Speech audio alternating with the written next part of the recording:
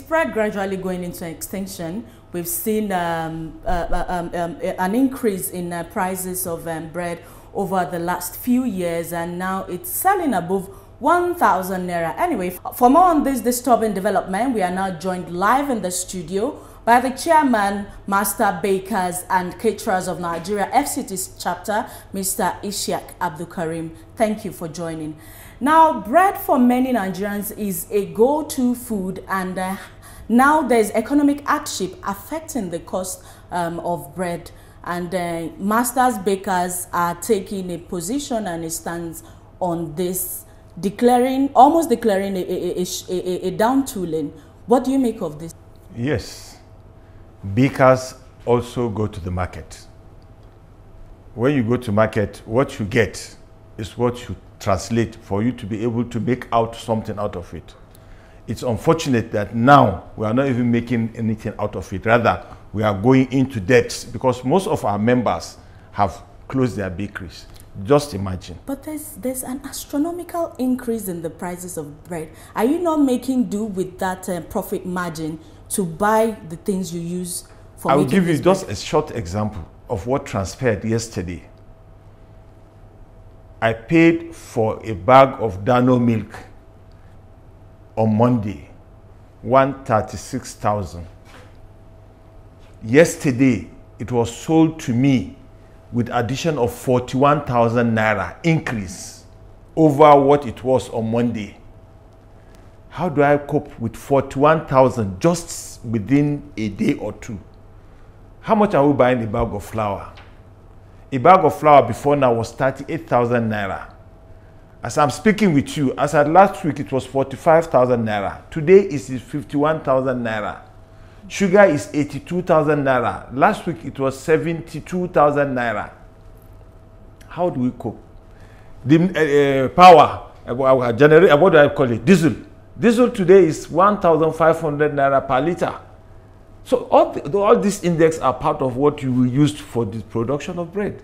So sadly, this is the case in every other sector, and we could go on and on if we are to be counting costs. But how do you think you master bakers can close the margin of production cost? We have said it much before now that they should open the channel of supplies. What I mean is this. You can imagine if 3 people are into supplying flour and sugar into the country, there's bound to be a kind of monopoly in the market. Please let them liberalize it. Once it is liberalized, anybody can buy and bring. Even we want to do like my independent marketers when you come to petroleum units. Independent marketers today are even more stronger than major marketers who are foreigners. We want to develop. Master bakers will be interested in bringing in sugar, flour, and other ingredients we are using for ourselves so that we can compete with the big ones. I think one of the reasons that we are much in the trouble is because, I don't know, millers are complaining that federal government are putting too much taxes for them. But we don't know. But we have been agitating to federal government to please reduce their taxes so that the price of these commodities would be a little bit down for masses to be able to afford bread. Now, sir, has there been a situation where you've had an interface, a proper official interface with the government or relevant authorities with regards to this? Yeah, I think the national body of the association, I was part of the delegate that went to Federal Ministry of Trade and Investment more than 5 times, I can count it. We are talking of how government will intervene before now so that all these things will not happen. But unfortunately, nothing was done, and this thing is becoming more and more alarming. So, sir, what do you think is the way forward? What is bread selling for as of today? And is there a situation where we'll experience an increase in the price? In fact, as I'm talking to you in FCT, we increased sometimes this month, on the 8th of this month. At that time, a bag of flour was 38,000 naira. Now, the bag of flour is 51,000 naira. A bag of sugar is 82,000 naira. A bag of Dano milk is 186,000. When we increased, it was 136 Dano. So do you think that we can survive that? Even diesel as at that time, it was 1,200, 1,250. Now it is 1,500. How do we survive it? LPG, because most of us are not using local production method. This LPG, cooking gas, how much is a kg now? Everything has gone up. Even the yeast we are buying. I went to buy yeast in the market now. They're telling me yeast is 50,000. As at last week, it was 40,000. Today, it's 50,000 as I'm speaking to you. A carton of margarine that we are buying 25,000. Now it's 40,000 as I'm speaking with you here right away. So how do we break even?